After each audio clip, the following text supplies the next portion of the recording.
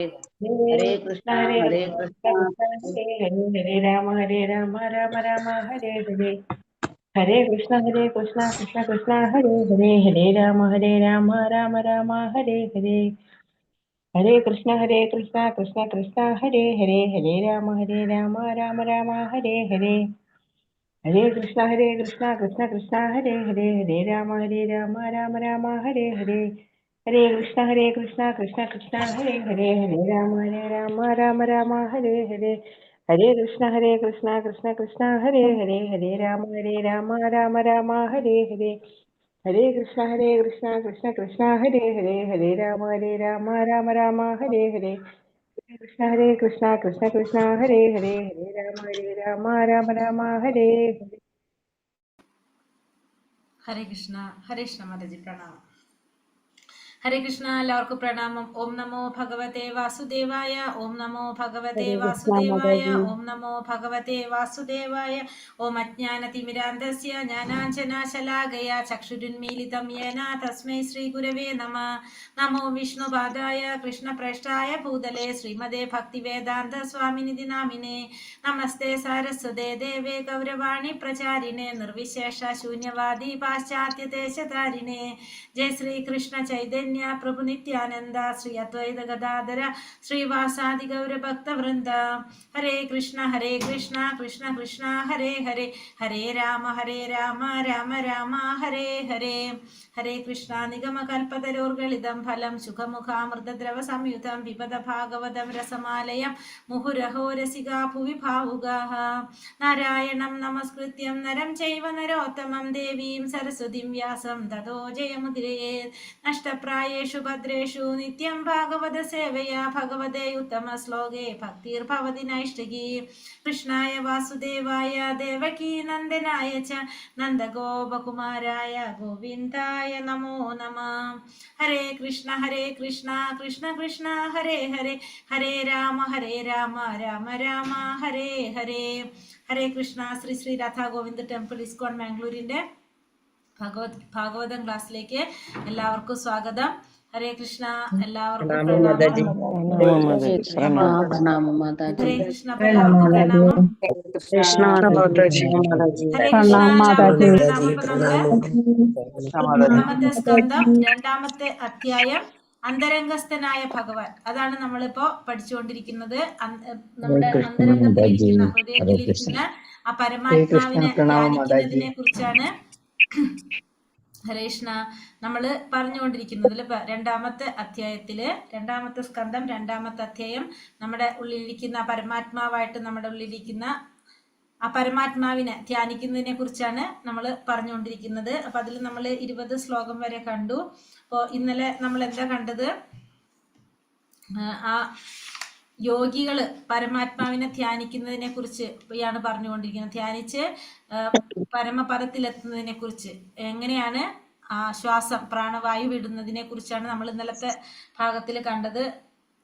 ഇന്നലെ ഏതെടുത്തത് ശ്ലോകം 19 യോഗചര്യ ചെയ്യണോ പറഞ്ഞു. യോഗത്തിൽ 19 കൂടി 20 യോഗാഭ്യാസം 19 യോഗാഭ്യാസത്തിൽ കൂടി ചെയ്യണം. 20 എടുത്തു. നാമജപത്തിൽ കൂടെയാണ് നമുക്ക് സാക്ഷാത്കാരം സാധിക്കും. അതെ, 19 20 ശ്ലോകമാണ് നമ്മളിപ്പോ ഇന്നലെ കണ്ടിട്ടുണ്ടായിരുന്നത്. അപ്പൊ നമ്മൾ ഈ അധ്യായത്തിൽ പറഞ്ഞുകൊണ്ടിരിക്കുന്നത് മെയിൻ ആയിട്ട് എന്തിനെ കുറിച്ചാണ്? പരമാത്മാവായിരിക്കുന്ന ആ ഭഗവാനെ ധ്യാനിക്കുന്നതിനെ കുറിച്ചാണ് പറഞ്ഞത്. അപ്പൊ ഇന്നലത്തെ ഭാഗത്തിൽ നമ്മൾ പറഞ്ഞു ഒരു യോഗി എങ്ങനെയാണ് ദേഹത്യാഗം ചെയ്യേണ്ടതെന്നാണ് നമ്മൾ പറഞ്ഞുകൊണ്ടിരിക്കേണ്ടിരുന്നത്. അപ്പൊ അതില് പറഞ്ഞിരുന്നത് 6 പ്രാണവായുവിനെ ശരീരത്തിലെ 6 പ്രധാന സ്ഥാനങ്ങളിലൂടെ മുകളിലേക്ക് ഉയർത്തിക്കൊണ്ട് ശരീരം ഉപേക്ഷിക്കണം എന്നാണ് എന്തിൽ പറഞ്ഞത്? ശ്ലോകം 19ാമത്തെ ശ്ലോകത്തില് പറഞ്ഞത്. അതായത് എന്താ പറഞ്ഞത്? മലദ്വാരത്തെ പാദം കൊണ്ട് അമർത്തി പിടിച്ച് പ്രാണവായുവിനെ 6 പ്രധാന ഭാഗങ്ങളിലൂടെ മുകളിലേക്ക് ഉയർത്തിക്കൊണ്ട് ശരീരം ഉപേക്ഷിക്കണം എന്നുള്ളതാണ് 19ാമത്തെ ശ്ലോകത്തില് നമ്മൾ കണ്ടത്.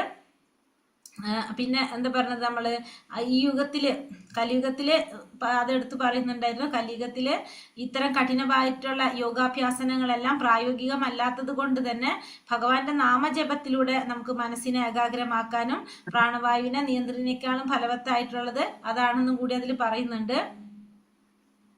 ഇനി 20ാമത്തെ ശ്ലോകത്തില് നമ്മൾ കണ്ടത് ഷഡ്ചക്ര ഷഡ്ചക്രത്തെ കുറിച്ചല്ലേ പറഞ്ഞത്? ഷഡ്ചക്രങ്ങളെ കുറിച്ചാണ് പറഞ്ഞിട്ടുണ്ടായിരുന്നത്. 6 ചക്രങ്ങളെ കുറിച്ച്. ആ ഷഡ്ചക്രങ്ങൾ ഏതൊക്കെയാണെന്ന് പറഞ്ഞോ? 4 പറഞ്ഞിട്ട് തോന്നുന്നു. ഇതില് ഏതൊക്കെയാ പറഞ്ഞത്? ഷഡ്ചക്രത്തിലൂടെ നമ്മളെ പ്രാണവായുവിനെ വിടുന്നതിനെ കുറിച്ചാണ് പറഞ്ഞത് പ്രധാനമായിട്ടും. അപ്പോൾ ഭക്തി യോഗ മാർഗത്തിലൂടെ നമുക്ക് എങ്ങനെയാണ് മനസ്സിനെ ക്രമേണ ഉയർത്തിയിട്ട് നമ്മളെ ഈ പ്രാണവായുവിനെ വിടുന്നത് അല്ലെ? പ്രാണവായു എങ്ങനെയാണ് വിടുന്നത് എന്നുള്ളതാണ് ഇതിൽ പറയുന്നത്. എങ്ങനെയാണ് പറയുന്നത്? പ്രാണവായുവിനെ താലുമൂലത്തിൽ ആവാഹിക്കുമ്പോൾ വിശുദ്ധി ചക്രത്തിൽ എത്തിച്ചേർന്നിട്ട്. അതായത് ഷഡ്ചക്രങ്ങളെ കുറിച്ച് ഇവിടെ പറഞ്ഞു. ഷഡ്ചക്രങ്ങൾ എന്ന് പറഞ്ഞാല് ഫസ്റ്റത്തെ പറയുന്നത് മൂലാധാര ചക്രം. മൂലാധാര ചക്രം എന്ന് വെച്ചിട്ടുണ്ടെങ്കിൽ നട്ടെല്ലിന്റെ ഏറ്റവും താഴ്ന്ന ഭാഗത്തുള്ളതാണ് ഇത്. ഹരേ കൃഷ്ണ. ഇപ്പൊ ഫസ്റ്റ് പറയുന്നത് മൂലാധാര ചക്രം. അതാണ് നട്ടെല്ലിന്റെ ഏറ്റവും താഴെ ഭാഗത്ത് കാണുന്നത് ആണ് മൂലാധാര ചക്രം. അത് കഴിഞ്ഞിട്ട് രണ്ടാമത്തതാണ് സ്വാധിഷ്ഠാന ചക്രം. അത് പറയുന്നത് ജനനേന്ദ്രിയത്തിന്റെ മുകളിലായിട്ട് കാണുന്നതാണ് എന്ത്? സ്വാധിഷ്ഠാന ചക്രം. സ്വാധിഷ്ഠാന ചക്രം അത് പ്രാണവായുവിന്റെ ശക്തികേന്ദ്രമാണെന്ന് പറഞ്ഞു. പിന്നെ അത് കഴിഞ്ഞിട്ട് വരുന്ന പിന്നെ ഏതാണ് പറഞ്ഞ? മണിപൂരക ചക്രം. മണിപൂരക ചക്രം ഉദരത്തിനും നാഭിക്കും മുകളിലായിട്ട്, ഇതിന് മുകളിലായി ഉദരത്തിനും നാഭിക്കും തൊട്ട് താഴെയായിട്ട് കാണുന്നതാണ് മണിപൂരക ചക്രം എന്ന് പറഞ്ഞു. അത് കഴിഞ്ഞിട്ട് അനാഹത ചക്രം, ഹൃദയഭാഗത്ത് ഉള്ള ചക്രമാണ് അനാഹത ചക്രം എന്ന് പറയുന്നത്. അത് കഴിഞ്ഞു. പിന്നെ 5ാമത്തത് വിശുദ്ധ ചക്രം, കഴുത്തിന്റെ ഭാഗത്തുള്ളതാണ് വിശുദ്ധ ചക്രം. 6ാമത്തത് ആജ്ഞാചക്രം, പുരികങ്ങൾക്കിടയിലുള്ളത് ആജ്ഞാചക്രം. ഇവിടെ മരണസമയത്ത് ഒരു യോഗി ഈ പ്രാണനെ ഇവിടെ എത്തിച്ചുകൊണ്ടാണ് എന്ത് ശ്രമിക്കുന്നത്? ഇങ്ങനെ ഓരോരോ തലത്തിലൂടെ മുകളിലേക്ക് പോയിട്ടാണ് എവിടേക്ക് എത്തുന്നത്? ഈ പറഞ്ഞ ആജ്ഞാചക്രത്തിലേക്ക്, പുരികങ്ങൾക്കിടയിൽ എത്തിയിട്ട് മരണസമയത്ത് പ്രാണനെ ഇവിടെ എത്തിച്ചുകൊണ്ടാണ് പിന്നീട് ബ്രഹ്മരന്ധ്രത്തിലൂടെ പുറത്തേക്ക് നയിക്കാനായിട്ട് ശ്രമിക്കുന്നതെന്നാണ് ഇതിൽ പറഞ്ഞത്. അപ്പൊ ഇതില് ശരിക്കും നമ്മൾ ഇന്നലെ ഒരു മാതാജി എനിക്ക് സംശയം ചോദിച്ചിട്ടുണ്ടായിരുന്നു. 7 ചക്രത്തെ കുറിച്ച് യോഗ പഠിച്ചവർക്ക് 7 ചക്രത്തെ കുറിച്ച് അറിയുണ്ടാവും അല്ലെ? കേട്ടിട്ടുണ്ടാവും. അപ്പൊ നമ്മളിവിടെ 6 ചക്രത്തെ കുറിച്ചാണ് ഇതിൽ പറഞ്ഞിരിക്കുന്നത്. അപ്പൊ സഹസ്രാരം എന്ന് പറഞ്ഞൊരു സാധാരണ ഒരു ചക്രം കൂടി ഉണ്ട്. അത് ഇതില് ഷഡ്ചക്രത്തിൽ വരുന്നില്ല. അത് തലയോട്ടിയുടെ മുകൾ ഭാഗത്തുള്ള ആ ബ്രഹ്മരന്ധ്രം, അതാണ് ഈ പറഞ്ഞ 7ാമത്തെ ചക്ര, സഹസ്രാര ചക്രം. അത് യോഗിയെ പ്രാണനെ ഇവിടെ എത്തിച്ചിട്ടാണ് എന്ത് ചെയ്യുന്നത്? ശരീരം വിടാനായിട്ട് ശ്രമിക്കുന്നത്. അപ്പൊ യോഗികള് പ്രാണം വിടാൻ ശ്രമിക്കുന്നത് ഇവിടെ വന്നിട്ടാണ്. അതായത് തലയോട്ടിയുടെ മുകൾ ഭാഗത്തുള്ള ആ ബ്രഹ്മരന്ധ്രം, അതാണ് ഈ പറഞ്ഞ സഹസ്രാര ചക്രം എന്ന് പറയുന്നത്. അവിടെ വെച്ചിട്ടാണ് ശരീരത്തിൽ ആ പ്രാണനെ ശരീരം വിടാനായിട്ട് ശ്രമിക്കുന്നത്. അവിടെ വെച്ചിട്ടാണ് നമുക്ക് മനസ്സിലാക്കാം. അപ്പോൾ ഭഗവാൻ പക്ഷെ പറയുന്നത് നമുക്ക് എന്താണ് ഇതിൽ പറഞ്ഞത്? ഈ യോഗ പ്രക്രിയകളെക്കാളും നല്ലത് ഏത് തന്നെയാണെന്ന് പറഞ്ഞു. ഏറ്റവും അതായത് പ്രാക്ടിക്കലി ചെയ്യാൻ പറ്റുന്നത് ഏത് തന്നെയാണ്? ഭക്തി തന്നെയാണ്. ഭക്തിയോഗം തന്നെയാണ് ഏറ്റവും ശ്രേഷ്ഠമായിട്ടുള്ളതെന്നും കൂടിയിട്ട് നമുക്ക് പറഞ്ഞു തരുന്നുണ്ട്. പക്ഷെ ഈ യോഗിക്ക് എന്ത് ചെയ്യാൻ സാധിക്കും? യോഗികൾക്ക് ഇത്തരത്തിലുള്ള കാര്യങ്ങൾ ചെയ്യാം. പക്ഷെ ഇന്നത്തെ കാലിയുഗത്തില് ഇത് അത്രയും പ്രാക്ടിക്കലായിട്ട് ചെയ്യാൻ സാധിക്കുന്ന ഒരു കാര്യമല്ല എന്നും കൂടി നമ്മളോട് ഭഗവത്ഗീതയിലും ഭാഗവതത്തിലും എടുത്ത് പറയുന്നുണ്ടത്. ഹരേ കൃഷ്ണ. അപ്പൊ അതാണ് ഈ ശ്ലോകത്തിൽ 20ാമത്തെ ശ്ലോകത്തില് പറയുന്നത്.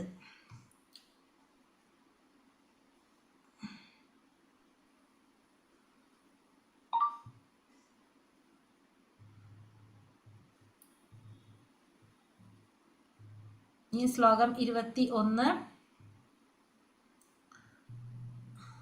ഹരേ കൃഷ്ണ. ഓം നമോ ഭഗവതേ വാസുദേവായ. ശ്ലോകം 21. തസ്മാത് ധ്രുവോരന്തരമുന്നയേത നിരുക്ത സപ്തായന തനോനപേക്ഷ സ്ഥിത്വാ മുഹൂർത്താർത്ഥമകുണ്ഡ ദൃഷ്ടിർ നിർഭിദ്യ മൂർധൻ വിസൃജേത് പരം ഗത. തസ്മാത് ധ്രുവോരന്തരമുന്നയേത നിരുക്ത സപ്തായ തനോനപേക്ഷ സ്ഥിത്വോ മുഹൂർത്താർത്ഥമകുണ്ഡ ദൃഷ്ടിർ നിർഭിദ്യ മൂർധൻ വിസൃജേത് പരം ഗത. ചൊല്ലാം. ഭഗവതേ വാസുദേവായ.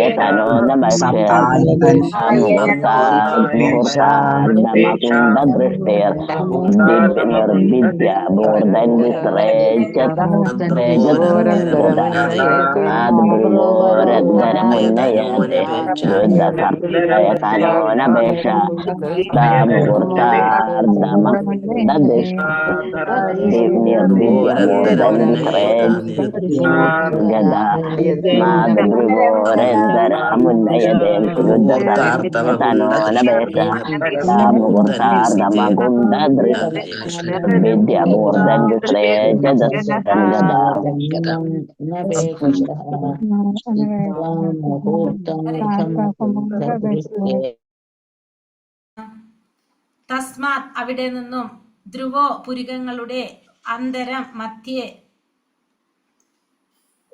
ഉന്നയേത അകത്തേക്ക് ആനയിക്കണം. നിരുദ്ധ നിരോധിച്ചുകൊണ്ട്. സപ്ത 7 ആയതന പ്രാണവായുവിന്റെ നിർഗമ ദ്വാരം.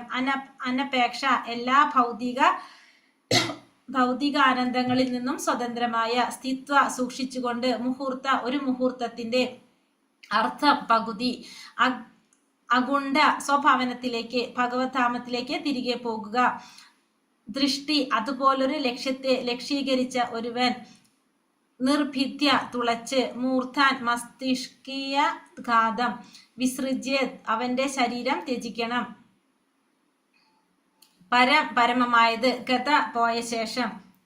വിവർത്തനം ഭാവാർത്ഥം ശ്രീല പ്രഭുപാദിക്ക് ജയ്.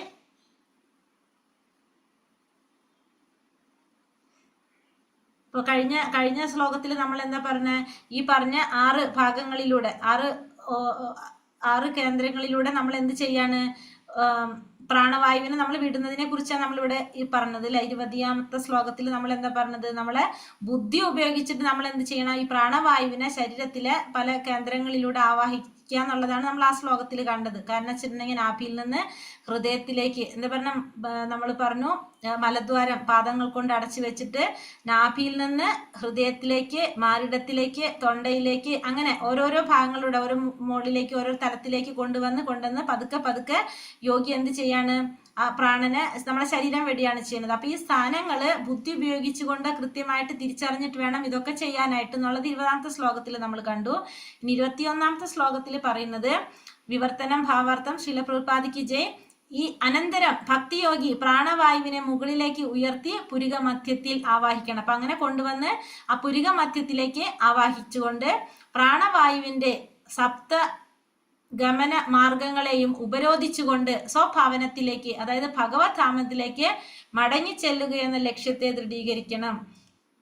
ഭൗതിക സുഖാസ്വാദനങ്ങൾക്കായുള്ള എല്ലാ അഭിലാഷങ്ങളിൽ നിന്നും അങ്ങനെയുള്ള യോഗി പൂർണ്ണമായും സ്വതന്ത്രനാകുന്ന പക്ഷം ഭൗതിക ബന്ധങ്ങളെയും ശരീരത്തെയും ത്യജിച്ചുകൊണ്ട് ഭഗവാങ്കലേക്ക് പരബ്രഹ്മത്തിലേക്ക് ഗമിക്കുകയും ചെയ്യും. അപ്പോൾ എന്താ പറഞ്ഞത്, അനന്തരം ഭക്തിയോഗി എന്ത് ചെയ്യണം, പ്രാണവായുവിനെ മുകളിലേക്ക് ഉയർത്തി പുരിക മധ്യത്തിൽ ആവാഹിച്ചുകൊണ്ട് ആ പ്രാണവായുവിന്റെ സപ്തഗമന മാർഗങ്ങളെയും ഉപരോധിച്ചുകൊണ്ട് എല്ലാ 7 ഗമനമാർഗങ്ങളെയും ഉപരോധിച്ച് സ്വഭാവനത്തിലേക്ക്, നമ്മുടെ ഭഗവത് ധാമത്തിലേക്ക് മടങ്ങി ചെല്ലുക എന്ന ലക്ഷ്യത്തെ ദൃഢീകരിക്കണം. അപ്പൊ നമ്മുടെ ലക്ഷ്യം എന്തായിരിക്കണം, ഭഗവാന്റെ ധാമത്തിലേക്ക് മടങ്ങി പോവുക എന്നതായിരിക്കണം നമ്മുടെ ലക്ഷ്യം. ഭൗതിക ആസ്വാദനങ്ങൾക്കായുള്ള എല്ലാ അഭിലാഷങ്ങളിൽ നിന്നും അങ്ങനെയുള്ള യോഗി പൂർണ്ണമായും സ്വതന്ത്രനാകുന്ന പക്ഷം ഭൗതിക ബന്ധങ്ങളെയും ശരീരത്തെയും ത്യജിച്ചുകൊണ്ട് ഭഗവാങ്കലേക്ക് പരബ്രഹ്മത്തിലേക്ക് ഗമിക്കുകയും ചെയ്യും. അപ്പോ എന്താ സാധിക്കുന്നത്, അങ്ങനെ എല്ലാ തരത്തിലുള്ള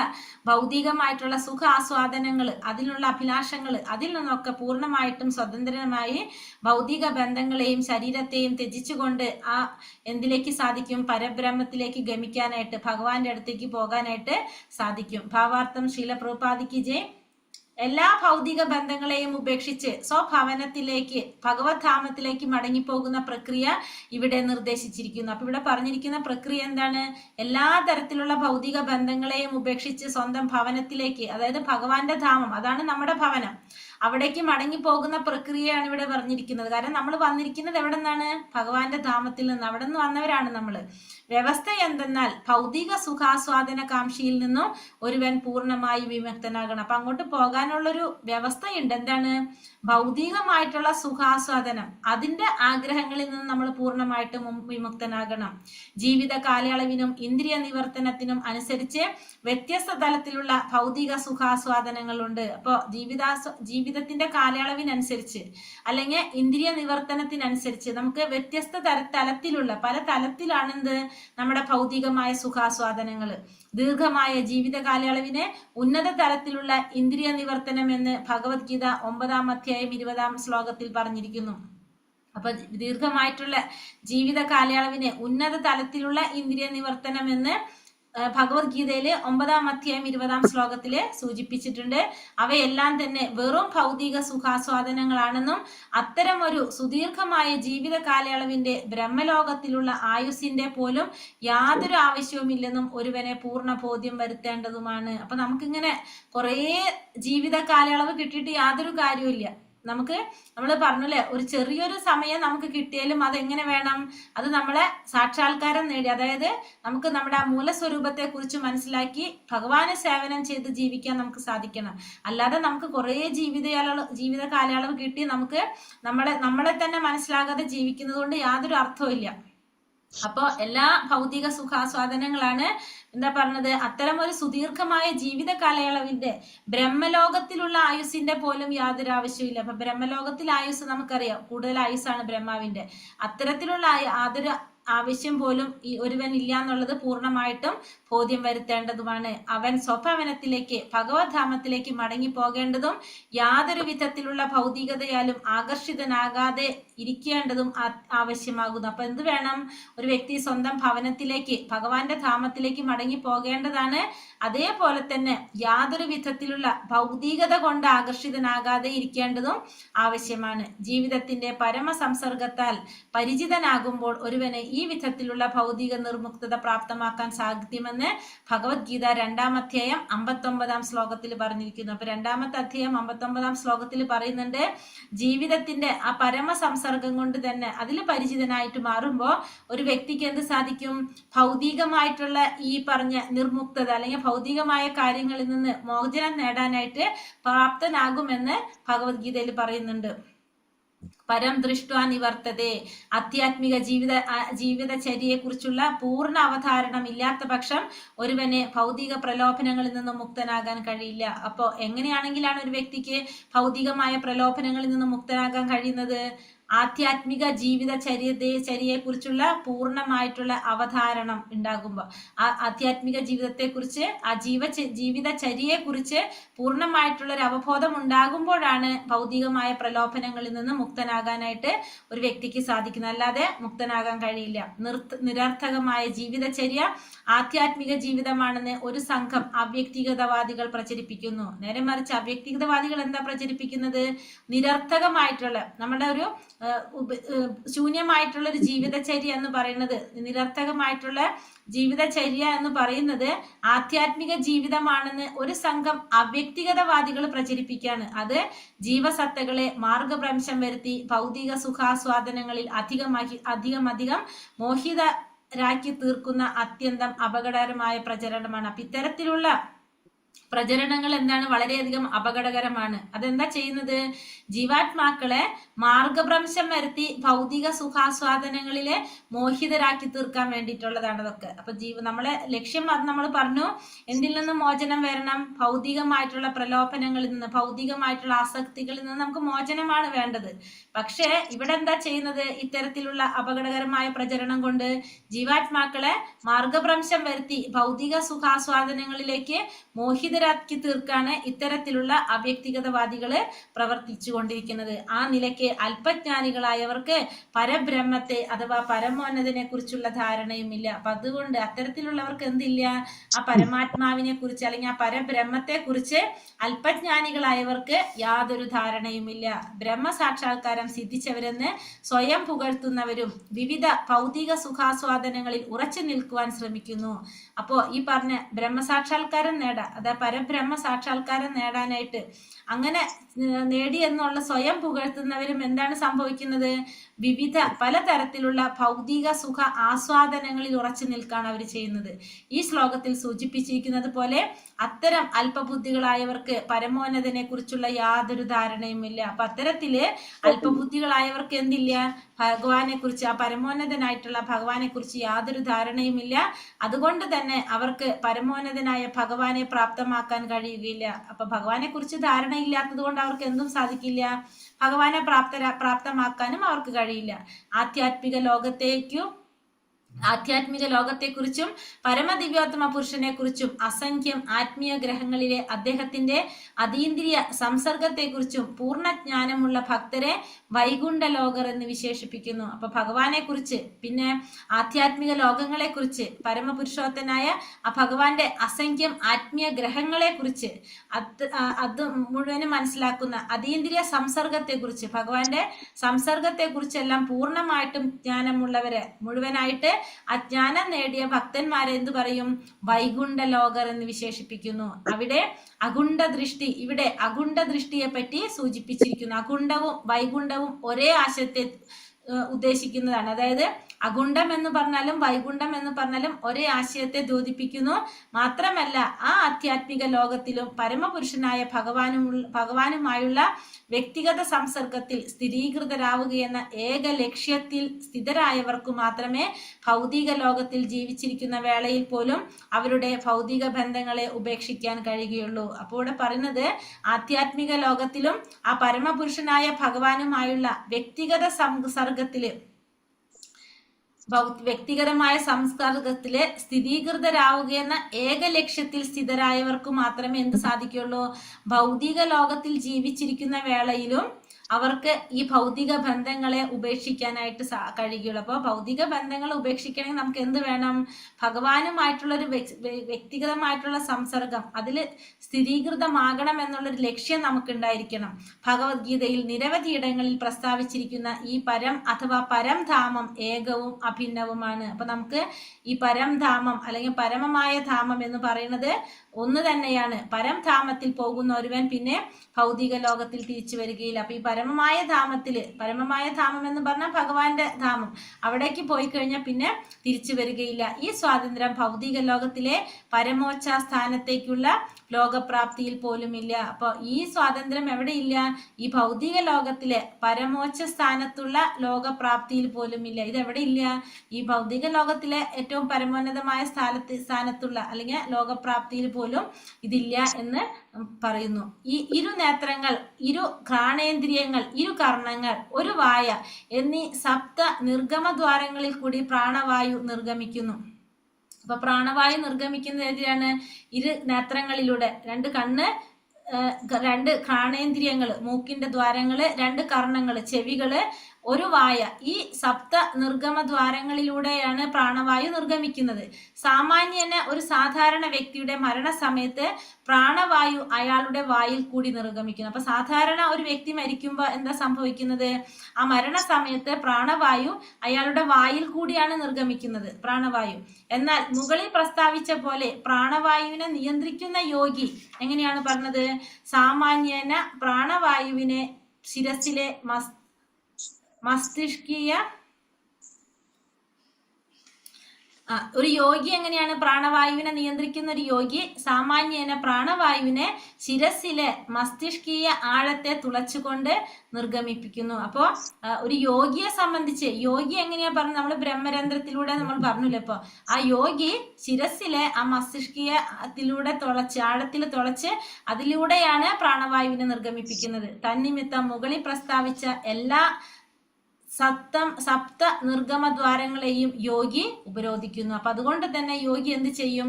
ഈ പറഞ്ഞ നേത്രങ്ങള്, ഘ്രാണേന്ദ്രിയങ്ങള്, കർണങ്ങള്, വായ, ഈ പറഞ്ഞ എല്ലാ 7 നിർഗമദ്വാരങ്ങളെയും യോഗി എന്ത് ചെയ്യും?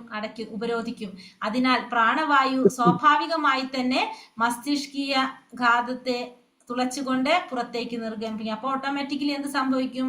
7 ദ്വാരങ്ങൾ അടച്ചു കഴിഞ്ഞാൽ പ്രാണവായു സ്വാഭാവികമായി തന്നെ മസ്തിഷ്കീയ ഘാതത്തെ തുളച്ചുകൊണ്ട് പുറത്തേക്ക് നിർഗമിക്കും. ഭൗതിക ബന്ധങ്ങളെ ത്യജിക്കുന്ന മഹാഭക്തന്റെ അസന്ദിഗ്ധമായ അടയാളമാണിത്. അപ്പൊ ഒരു ഭക്തൻ അല്ലെങ്കിൽ ഒരു യോഗിയായ ഭക്തൻ, ആ യോഗിയുമാണ് ഭക്തനുമാണ്. അപ്പൊ അങ്ങനെയുള്ള ഒരു വ്യക്തിയെ സംബന്ധിച്ച് ആ ഭൗതിക ബന്ധങ്ങളെ ത്യജിക്കുന്ന ആ വ്യക്തിയുടെ, മഹാഭക്തന്റെ അസന്ധിഗ്ധമായിട്ടുള്ള അടയാളമാണ് ഇപ്പൊ നമ്മൾ ഈ പറഞ്ഞത്. അപ്പോൾ ഈ പറഞ്ഞ ഏഴ് ദ്വാരങ്ങൾ, നേത്രം, പിന്നെ 2 നേത്രങ്ങള്, പിന്നെ ഘ്രാണേന്ദ്രിയങ്ങള്, 2 കർണങ്ങള്, പിന്നെ വായ, ഈ പറഞ്ഞത് അടച്ചുകൊണ്ട് ഇതിലൂടെ പോകാണ് പ്രാണവായു സ്വാഭാവികമായിട്ട് മസ്തിഷ്കീയ ഘാതത്തെ തുളച്ചുകൊണ്ട് പുറത്തേക്ക് നിർഗമിക്കും എന്നാണ് അതില് പറയുന്നത്.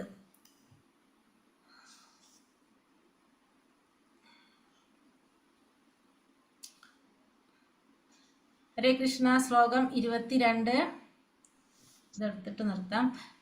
ഓം നമോ ഭഗവതേ വാസുദേവായ. യദി പ്രയാസ്യ നൃപപാരമേഷ്ട്യം വൈഹായ സാനാമുദയദ്വിഹാരം അഷ്ടാധിപത്യം ഗുണസന്നിവായേ സഹൈവ ഗച്ഛേന്മനസേന്ദ്രിയശ്ച. യദി പ്രയാസ്യൻ നൃപപാരമേഷ്ട്യം വൈഹായ സാനാമുദയദ്വിഹാരം അഷ്ടാധിപത്യം ഗുണസന്നിവായേ സഹൈവ ഗച്ഛേന്മനസേന്ദ്രിയശ്ച. ചൊല്ലാം. ഓം നമോ ഭഗവതേ വാസുദേവായ. പരമേശ്വരം വൈഹായ സനാമുദയദ്വിഹാരം ഗുണസന്നിവായോ സഹൈവ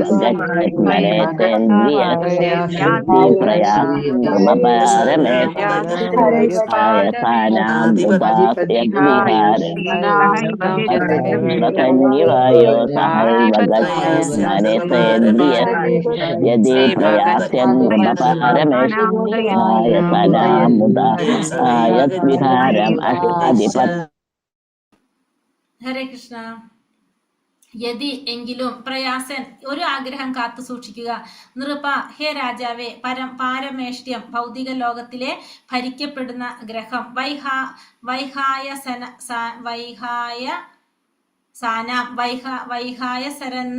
വൈഹായസരെന്നറിയപ്പെടുന്നവർ ഇപ്രകാരം പറഞ്ഞു. യത് എന്താകുന്നു, വിഹാരം സുഖാസ്വാദനത്തിനുള്ള സ്ഥലം, അഷ്ടാധിപത്യം അഷ്ടസിദ്ധികളുടെ മേലുള്ള ആധിപത്യം, ഗുണസന്നിവായെ ഭൗതിക പ്രകൃതിയുടെ ത്രിഗുണാത്മക ലോകത്തിൽ, സഹ ഒപ്പം, ഏവ തീർച്ചയായും, ഗച്ഛേത് പോകണം, മനസാൽ അനുഷക്തമായി ഇന്ദ്രിയങ്ങളും ച കൂടി. വിവർത്തനം ഭാവാർത്ഥം ശീലപ്രഭുപാദിക്ക് ജയ്. എന്നിരുന്നാലും ഹേ നൃപ, അത്യുന്നത ലോകമായ ബ്രഹ്മലോകത്തേക്കുള്ള സ്ഥാനാന്തര പ്രാപ്തിയോ അഷ്ടസിദ്ധികളുടെ പ്രാപ്തിയോ ശൂന്യാകാശത്ത് വൈഹായസന്മാരോടൊത്തുള്ള സഞ്ചാരമോ അസംഖ്യം ലോകങ്ങളിൽ ഏതെങ്കിലും ഒന്നിലെ സന്നിവേശമോ പോലെയുള്ള ഉത്കർഷമായ ഭൗതിക സുഖാസ്വാദനങ്ങൾക്കുള്ള അഭിവാഞ്ച ഒരു യോഗി കാത്തു സൂക്ഷിക്കുന്ന പക്ഷം ഭൗതികമായി രൂപപ്പെടുത്തിയ മനസ്സ്, ഇന്ദ്രിയങ്ങൾ എന്നിവയെ കൂടി അദ്ദേഹത്തോടൊപ്പം അദ്ദേഹത്തിന് കൊണ്ടുപോകേണ്ടതായുണ്ട്. അപ്പോൾ ഇവിടെ പറയുന്നു, യോഗി, നമ്മൾ പറഞ്ഞില്ലേ ബ്രഹ്മരന്ധ്രത്തിലൂടെ യോഗി എന്ത് ചെയ്യാണ്, നമ്മളെ പ്രാണവായുവിനെ മുകളിലേക്ക് എടുത്തുകൊണ്ട് ആ മസ്തിഷ്കത്തിന്റെ മുകൾ ഭാഗം ഭേദിച്ചുകൊണ്ട് പ്രാണനെ പുറത്തുവിടുകയാണ്. എന്തില്, ആ ബ്രഹ്മരന്ധ്രത്തിലൂടെ ഭൗതിക ശരീരത്തെ ഉപേക്ഷിക്കുന്ന സമയത്ത് അങ്ങനെയാണ് ചെയ്യുന്നതെന്ന് കണ്ടു. ഇവിടെ പറയുന്നു, അത്യുന്നതമായ ലോകമായിട്ടുള്ള ബ്രഹ്മലോകത്തേക്കുള്ള സ്ഥാനാന്തര പ്രാപ്തിയോ അല്ലെങ്കിൽ അഷ്ടസിദ്ധികളുടെ പ്രാപ്തിയോ ശൂന്യാകാശത്ത് വൈഹായസന്മാരോടൊത്തുള്ള സഞ്ചാരം, സൂര്യാകാശത്ത് സഞ്ചരിക്കുന്ന അവരോടൊത്തുള്ള സഞ്ചാരമോ അസംഖ്യം ലോകങ്ങളിൽ ഏതെങ്കിലും ഒന്നിൽ സന്നിവേശമോ പോലുള്ള ഉത്കർഷമായിട്ടുള്ള ഭൗതികമായ സുഖാസ്വാദനങ്ങൾക്കുള്ള ആഗ്രഹം, അഭിവാഞ്ച ഒരു യോഗിക്ക് ഉണ്ടെങ്കിൽ അത് സൂക്ഷിക്കുന്ന പക്ഷം എന്താണ്, ഭൗതികമായിട്ട് രൂപപ്പെടുത്തിയ മനസ്സും ഇന്ദ്രിയങ്ങളും കൂടി എന്ത് വേണം, അദ്ദേഹം കൊണ്ടുപോകേണ്ടതായിട്ടുണ്ടെന്നാണ് ഇവിടെ നമുക്ക് 22ാമത്തെ ശ്ലോകത്തിൽ നമുക്ക് പറഞ്ഞു തരുന്നത്. ഭാവാർത്ഥം ശീലപ്രഭുപാദിക്ക് ജയ്. ഉന്നത ഗ്രഹ സമൂഹങ്ങളിൽ ഭൗതിക സുഖാസ്വാദനങ്ങൾക്ക് താഴ്ന്ന ഗ്രഹ സമൂഹങ്ങളിൽ ഉള്ളതിനേക്കാൾ അനേകായിരം മടങ്ങ് വിപുലമായ സൗകര്യങ്ങളുണ്ട്. അപ്പൊ ഉന്നതമായ ഗ്രഹ സമൂഹങ്ങളിലെ ഭൗതിക സുഖാനുഭവങ്ങൾക്ക് ഇപ്പൊ താഴ്ന്ന ഗ്രഹ സമൂഹങ്ങളെക്കാളും എന്തുണ്ട്, അനേകായിരം മടങ്ങ് വിപുലമായ സൗകര്യങ്ങളുണ്ട്. ഇപ്പൊ നമുക്കറിയാലേ ഭൂമിയുടെ മുകളിലുള്ള ലോകങ്ങളാണിത് ബ്രഹ്മലോകം, പിന്നെ അതുപോലെ തന്നെ ഏതാണ് പുണ്യലോകങ്ങൾ, ദേവന്മാരുടെ ലോകങ്ങളൊക്കെ. അവിടെയൊക്കെ ഭൂമിയിലേക്കാളും സൗകര്യങ്ങൾ എവിടെയുണ്ട്, അവിടെ ഉള്ള ലോകങ്ങളിലുണ്ട്. പുണ്യലോകങ്ങളിലൊക്കെ നമ്മൾ അങ്ങനെയല്ലേ പറയുന്നത്. അനേകായിരം മടങ്ങ് വിപുലമായ സൗകര്യങ്ങളുണ്ട്. അത്യുന്നത ഗ്രഹ സമൂഹങ്ങളിൽ ബ്രഹ്മലോകം, പിന്നെ ധ്രുവലോകം, അതായത് ധ്രുവ നക്ഷത്രമുള്ള ധ്രുവന്റെ ലോകം, ധ്രുവലോകം പോലുള്ള പോലുള്ളവ അടങ്ങിയിരിക്കുന്നു. അപ്പൊ ഉന്നത ലോകങ്ങൾ എന്ന് പറയുമ്പോൾ അതിൽ ഏതൊക്കെ വരുന്നുണ്ട്? ഇവിടെ പറയുന്നു ബ്രഹ്മലോകമുണ്ട്, ധ്രുവലോകമുണ്ട്, ഇതൊക്കെ വരുന്നുണ്ട്. അവയെല്ലാം തന്നെ മഹർലോകത്തിനുപരിയായി സ്ഥിതി ചെയ്യുന്നു. അപ്പൊ ഇതൊക്കെ മഹർലോകത്തിന്റെ മുകളിലാണ് എന്ത് വരുന്നത്? ധ്രുവലോകം വരുന്നതും ബ്രഹ്മലോകം വരുന്നതും ഇതൊക്കെ മഹർലോകത്തിന് മുകളിലാണ്. ആ ലോകങ്ങളിലെ നിവാസികൾക്കെല്ലാം യോഗ പരിപൂർണതയുടെ അഷ്ടസിദ്ധികളും അധികാരപ്പെടുത്തി നൽകിയിട്ടുണ്ട്. അപ്പൊ ഈ ലോകങ്ങളിലുള്ളവർക്ക് എന്തുണ്ട്? യോഗ പരിപൂർണതയുടെ അഷ്ടസിദ്ധികള് അവർക്ക് നൽകിയിട്ടുണ്ട്. അവർക്ക് യോഗ പരിപൂർണതയുടെ ദുർന്യായമായ പ്രക്രിയകൾ അഭ്യസിക്കുകയും പരിശീലിക്കുകയും വേണ്ട. അപ്പൊ അവർക്ക് പിന്നെ എന്തിന്റെ ആവശ്യമില്ല? ദുർന്യായമായിട്ടുള്ള പ്രക്രിയകൾ അത് അഭ്യസിക്കുകയും പരിശീലിക്കുകയൊന്നും അവർക്ക് വേണ്ട. മാത്രമല്ല അണുവിനെ പോലെ ചെറുതാകാനും, അതായത് അണിമാസിദ്ധി, ആ അഷ്ടസിദ്ധികളിലെ അണിമാസിദ്ധി എന്ന് പറയുന്നത് അണുവിനെ പോലെ ചെറുതാകാൻ, മൃദുവായ ഒരു തൂവലിനേക്കാൾ ഖനമില്ലാതാകാൻ, അതായത് ലഘിമ, ഖനമില്ലാതിരിക്കുന്നത് ലഘിമ സിദ്ധി, എന്തും ഏതും എവിടെ നിന്നും ഏതിൽ നിന്നും ആർജിക്കാനുള്ള സിദ്ധി, പ്രാപ്തി സിദ്ധി, ഖനമുള്ളതിനേക്കാൾ ഖനമുള്ളവനാകാനുള്ള സിദ്ധി, മഹിമാ സിദ്ധി, സ്വതന്ത്രമായി പ്രവർത്തിക്കാനും വിസ്മയകരമായ എന്തെങ്കിലും സൃഷ്ടിക്കാനും അല്ലെങ്കിൽ എന്തും സ്വച്ഛയാൽ സ്വന്തം ഇഷ്ടപ്രകാരം ഉന്മൂലനം ചെയ്യാനുള്ള സിദ്ധി, ഈശിത്വ സിദ്ധി, പിന്നല്ലേ വശിത്വ സിദ്ധി. 2 സിദ്ധികള് എല്ലാ ഭൗതിക അംശങ്ങളെയും വശീകരിക്കാനുള്ള സിദ്ധിയാണ് വശിത്വ സിദ്ധി. ഒരു അഭിലാഷത്തിനും ఖണ്ഡിക്കാൻ കഴിയാത്തത്ര ഇച്ഛാശക്തി സ്വതന്ത്രമാക്കുന്ന സിദ്ധി പ്രാകാമ്യ സിദ്ധി. ചപലമോഹങ്ങളാൽ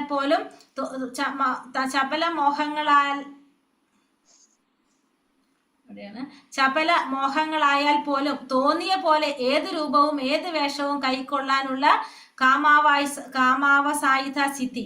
ഈ അഷ്ടസിദ്ധികള് അവർക്ക് ഏതൊരു പ്രയത്നവും കൂടാതെ താനെ പ്രാപ്തമാക്കുന്നു. അപ്പൊ ഈ പറഞ്ഞ അഷ്ടസിദ്ധികൾ 8 സിദ്ധികളാണ് നമ്മൾ ഈ പറഞ്ഞത്. ശരീരം വലുതാക്കാൻ സാധിക്കും, ചെറുതാക്കാൻ സാധിക്കും, കനമുള്ളതാക്കാൻ സാധിക്കും, കനം കുറഞ്ഞതാക്കാൻ സാധിക്കും, നമുക്കൊരു സ്ഥലത്ത് ഇരുന്നു കൊണ്ട് എന്തും നമുക്ക് കൈവശപ്പെടുത്താൻ സാധിക്കും, വശീകരിക്കാനുള്ള സാധിക്കുന്ന സിദ്ധി.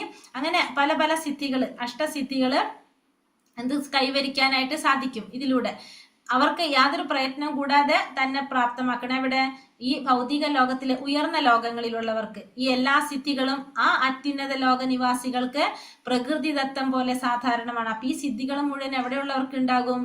അത്യുന്നത ലോകങ്ങളിലുള്ളവർക്ക് ഈ സിദ്ധികളൊക്കെ തന്നെത്താൻ ഉണ്ടാകും. നമ്മൾ ഭൂമിയിൽ ജീവിക്കുന്നവർക്കല്ല, മുകളിലെ ഉന്നതമായ ലോകങ്ങളിലുള്ളവർക്ക് ഈ പറഞ്ഞ സിദ്ധികളെല്ലാം തന്നെത്താനെ കിട്ടും. പ്രകൃതിദത്തം പോലെ സാധാരണമാണെന്ന് പറഞ്ഞത്. അവിടെ ജനിക്കുമ്പോൾ തന്നെ ഈ സിദ്ധികളെല്ലാം അവരിൽ ഉണ്ടാകും. ശൂന്യാകാശത്ത് സഞ്ചരിക്കാൻ അവർക്ക് ഒരു യന്ത്രത്തിന്റെയും സഹായം വേണ്ട. നിമിഷ നേരം കൊണ്ട് ഒരു ലോകത്തിൽ നിന്ന് മറ്റൊരു ലോകത്തേക്ക് സ്വന്തം ഇച്ഛാശക്തിയാൽ സഞ്ചരിക്കാൻ അവർക്ക് കഴിയും. ബഹിരാകാശ പേടകം പോലുള്ള യന്ത്രവാഹനങ്ങളുടെ സഹായമില്ലാതെ ഭൂലോകവാസികൾക്ക് തൊട്ടടുത്ത ഗ്രഹത്തിൽ പോലും പോകാൻ കഴിയില്ല. എന്നാൽ ഉന്നത ലോകങ്ങളിലെ അതീവ പ്രതിഭാശാലികളായ നിവാസികൾക്ക് എല്ലാം വളരെ അനായാസമായി ചെയ്യാൻ കഴിയും. അപ്പൊ നമ്മളെ ഭൂമിയിലെ പോലെയല്ല മറ്റുള്ള ലോകങ്ങളില്. അവർക്ക് ബഹിരാകാശ പേടകവും യന്ത്രങ്ങളുടെ സഹായമൊന്നും ഇല്ലാതെ തന്നെ ഒരുത്തിൽ നിന്ന് വേറൊരു ഗ്രഹത്തിലേക്ക് പോകാനായിട്ട് അവർക്ക് സാധിക്കും. അത്തരം ഗ്രഹസമൂഹങ്ങളിൽ യഥാർത്ഥത്തിൽ എന്താണ് അനുഭവിച്ചറിയാൻ ഭൗതികവാദിക്ക് പൊതുവെ ജിജ്ഞാസു ആകയാൽ അവൻ എല്ലാം വ്യക്തിഗതമായി കാണുവാൻ ആഗ്രഹിക്കുന്നു. ഒരു സ്ഥലത്തെ സംബന്ധിക്കുന്ന ജ്ഞാനം ആർജിക്കാനായി ജിജ്ഞാസുക്കളായ വ്യക്തികൾ ലോകം മുഴുവൻ ചുറ്റി സഞ്ചരിക്കുന്നത് പോലെ അല്പബുദ്ധികളായ അതീന്ദ്രിയവാദികൾ ആ ഗ്രഹങ്ങളിൽ താൻ കേട്ടറിഞ്ഞ നിരവധി വിസ്മയങ്ങളകരായ വസ്തുക്കൾ എന്തൊക്കെയാണെന്ന് അനുഭവിച്ചറിയാൻ അതിയായി ആഗ്രഹിക്കുന്നു. അപ്പോ ഇത്തരത്തില് ഗ്രഹസമൂഹങ്ങളിൽ യഥാർത്ഥത്തിൽ എന്താണെന്ന് അനുഭവിച്ചറിയാനായിട്ട് ഒരു ഭൗതികവാദിക്ക് പൊതുവെ ജിജ്ഞാസു ആയിരിക്കും. അതുകൊണ്ട് തന്നെ എല്ലാം വ്യക്തിഗതമായിട്ട് കാണാനായിട്ട് അവർ ആഗ്രഹിക്കും. അപ്പോൾ ഒരു സ്ഥലത്തെ സംബന്ധിച്ച് ജ്ഞാനം ആർജിക്കാനായിട്ട് ജിജ്ഞാസുക്കളായിട്ടുള്ള വ്യക്തികൾ എന്ത് ചെയ്യും? ലോകം ചുറ്റി സഞ്ചരിക്കുന്നത് പോലെ അല്പബുദ്ധികളായിട്ടുള്ള ഇത്തരത്തിലുള്ള അതീന്ദ്രിയവാദികള് ആ ഗ്രഹത്തിൽ താൻ കേട്ടറിഞ്ഞ നിരവധി വിസ്മയങ്ങളുടെ വസ്തുക്കൾ എന്തൊക്കെയാണ് എന്നുള്ളത് അനുഭവിച്ചറിയാനായിട്ട്, ഈ പറഞ്ഞത് മുഴുവൻ അനുഭവിച്ചറിയാനായിട്ട് വളരെയധികം ആഗ്രഹിക്കും. എന്നിരുന്നാലും എന്താ സംഭവിക്കുക? എന്നിരുന്നാലും വർത്തമാന ഭൗതിക മനസ്സ്, ഇന്ദ്രിയങ്ങൾ എന്നിവയോട് കൂടി അവിടെ പോകാനും ആഗ്രഹങ്ങളെ അനായാസനെ പൂർത്തീകരിക്കാനും ഒരു യോഗിക്ക് കഴിയും. അപ്പോൾ ഇവിടെ പറഞ്ഞു, അങ്ങനെ ആഗ്രഹിക്കുന്ന യോഗികൾ എന്ത് വേണം? അവരുടെ മനസ്സും ഇന്ദ്രിയം കൂടെ കൊണ്ടുപോകണം എന്നല്ലേ. അപ്പൊ അങ്ങനെ കൊണ്ടുപോകാനും ആഗ്രഹങ്ങളെ അനായാസനെ പൂർത്തീകരിക്കാനും ആർക്ക് സാധിക്കും? ആ യോഗിക്ക് കഴിയും. ഭൗതിക മനസ്സിന്റെ പ്രഥമവും പ്രധാനവുമായ പ്രവണത ഭൗതിക ലോകത്തെ അടക്കി ഭരിക്കുകയാണ്. ചെയ്യുകയാണ്. അപ്പൊ നമുക്കറിയാം ഈ ഭൗതിക ലോകത്ത് നമ്മുടെ ഏറ്റവും പ്രധാനപ്പെട്ട നമ്മുടെ ഒരു പ്രവണത എന്താണ്? പ്രഥമമായിട്ടും നമ്മൾ ചെയ്യുന്നത് ഈ ഭൗതിക ലോകത്തെ അടക്കി ഭരിക്കാൻ ശ്രമിക്കുക. മുകളിൽ സൂചിപ്പിച്ച എല്ലാ സിദ്ധികളും ലോകത്തിന്റെ മേലുള്ള ആധിപത്യത്തിന്റെ ലക്ഷണങ്ങളാണ്. മിഥ്യയും അസ്ഥിരവുമായ ദർശനത്തെ ഭരിക്കാനുള്ള അതിതാല്പര്യമുള്ളവരല്ല ഭഗവത് ഭക്തന്മാർ. പക്ഷെ ഭക്തന്മാർ എങ്ങനെയാണെന്ന് പറയുന്നത്? ഈ അസ്ഥിരമായിട്ടുള്ള മിഥ്യയായിട്ടുള്ള, ഇത് സ്ഥിരമായിട്ടുള്ള ഒരു ലോകമല്ല ഈ ഭൗതിക ലോകം എന്ന് പറയുന്നത്. ആ ഭൗതിക ലോകത്തെ ഭരിക്കാനുള്ള അതിതാല്പര്യമുള്ളവരല്ല ആര്? ഭക്തന്മാര്. പ്രത്യുത പരമപ്രബലനായ ഭഗവാനാൽ ഭരിക്കപ്പെടാൻ ഭക്തർ ആഗ്രഹിക്കുന്നു. അപ്പൊ ഭക്തർ ആഗ്രഹിക്കുന്നത് ഭഗവാനാൽ ഭരിക്കപ്പെടാനാണ് ഭക്തന്മാർ ആഗ്രഹിക്കുന്നത്. പരമപ്രബലനായ അഥവാ പരമാധികാരിയായ ഭഗവാനെ സേവിക്കാനുള്ള ഭക്തന്റെ ആഗ്രഹം ആത്മീയം അഥവാ അതീന്ദ്രിയമാകുന്നു. അപ്പൊ ഭഗവാനെ സേവിക്കാനുള്ള ഭക്തന്റെ ആഗ്രഹം ആത്മീയമാണ്, അത് അതീന്ദ്രിയമാണ്. ആത്മീയ രാജ്യത്ത് പ്രവേശനം സിദ്ധിക്കാൻ ഒരുവൻ മനസ്സിന്റെയും ഇന്ദ്രിയങ്ങളുടെയും ഈ പവിത്രത ആർജിക്കേണ്ടതാകുന്നു. ഭൗതികമായ മനസ്സാൽ ഒരുവന് പ്രപഞ്ചത്തിലെ ഏറ്റവും ഉത്കൃഷ്ടമായ ഗ്രഹത്തിൽ എത്തിച്ചേരാൻ കഴിയും. എന്നാൽ ആർക്കും ദൈവരാജ്യത്ത് ഭഗവത് ധാമത്തിൽ പ്രവേശിക്കാൻ കഴിയുകയില്ല. ഇന്ദ്രിയാസ്വാദനത്തിൽ ആവേഷ്ടിതമാകാത്ത പക്ഷം ഇന്ദ്രിയങ്ങളെ ആത്മീയമായ പരിശുദ്ധതയുള്ളതെന്ന് വിശേഷിപ്പിക്കുന്നു. ഇന്ദ്രിയങ്ങൾ കർമ്മങ്ങൾ ആവശ്യപ്പെടുന്നവയാണ്. ആകയാൽ അവയെ ഭഗവാന്റെ അതീന്ദ്രിയ പ്രേമയുത സേവനത്തിൽ പരിപൂർണമായും വ്യാപൃതമാക്കുമ്പോൾ അവയ്ക്ക് ഭൗതിക ദൂഷണത്തെക്കാൾ അശുദ്ധമായി തീരാനുള്ള അവസരം ഉണ്ടാവുകയില്ല. അപ്പോൾ ഇവിടെ പറയുന്നു, എന്താണ് പറയുന്നത്? ഭൗതികമായ മനസ്സുകൊണ്ട് ഒരു വ്യക്തി പ്രപഞ്ചത്തിലെ ഏറ്റവും ഉത്കൃഷ്ടമായ ഗ്രഹത്തിൽ എത്തിച്ചേരാനായിട്ട് ഒരു വ്യക്തിക്ക് സാധിക്കും. പക്ഷെ എവിടേക്ക് പോകാൻ സാധിക്കില്ല? ഭഗവാന്റെ ധാമത്തിലേക്ക് പ്രവേശിക്കാനായിട്ട് സാധിക്കില്ല. അപ്പോ ഇന്ദ്രിയ ആസ്വാദനത്തിൽ ആവേഷ്ടിതമാകാത്ത പക്ഷം ഇന്ദ്രിയങ്ങളെ ആത്മീയമായി പരിശുദ്ധത ഉള്ളതെന്ന് വിശേഷിപ്പിക്കാം. എങ്ങനെയാണെങ്കിൽ നമ്മുടെ ഇന്ദ്രിയങ്ങള് ഇന്ദ്രിയാസ്വാദനത്തിൽ മുഴുകുന്നില്ലെങ്കിൽ. ഇപ്പൊ ഇന്ദ്രിയങ്ങൾ എപ്പോഴും എന്ത് ചെയ്തുകൊണ്ടിരിക്കുന്നു? കർമ്മം ചെയ്തുകൊണ്ടേയിരിക്കുകയാണ്. നമുക്ക് ഒരിക്കലും ചെയ്യാതിരിക്കാനായിട്ട് സാധിക്കില്ല. നമ്മൾ കാണണ്ടെന്ന് വിചാരിച്ചാലും നമ്മൾ കാണും, കേൾക്കാണ്ടിരിക്കുമെന്ന് പറഞ്ഞാലും നമ്മൾ കേട്ടുകൊണ്ടേയിരിക്കും. ഇന്ദ്രിയങ്ങൾ എപ്പോഴും പ്രവർത്തിച്ചു കൊണ്ടിരിക്കുന്നതാണ്. അപ്പൊ അതുകൊണ്ട് തന്നെ ഭഗവാന്റെ അതീന്ദ്രിയ പ്രേമ സേവനത്തിൽ എന്ത് ചെയ്യണം? ആ ഇന്ദ്രിയങ്ങളെ വ്യാപൃതമാക്കണം. അപ്പോ അതിനെന്ത് സാധിക്കും? ഭൗതിക ദൂഷണത്തെക്കാൾ അശുദ്ധമായി തീരാനുള്ള അവസരം ഉണ്ടാകുന്നില്ല. അപ്പൊ അത്തരത്തിൽ ചെയ്യുമ്പോൾ ഇന്ദ്രിയങ്ങൾക്ക് ഒരിക്കലും എന്ത് സംഭവിക്കുന്നില്ല?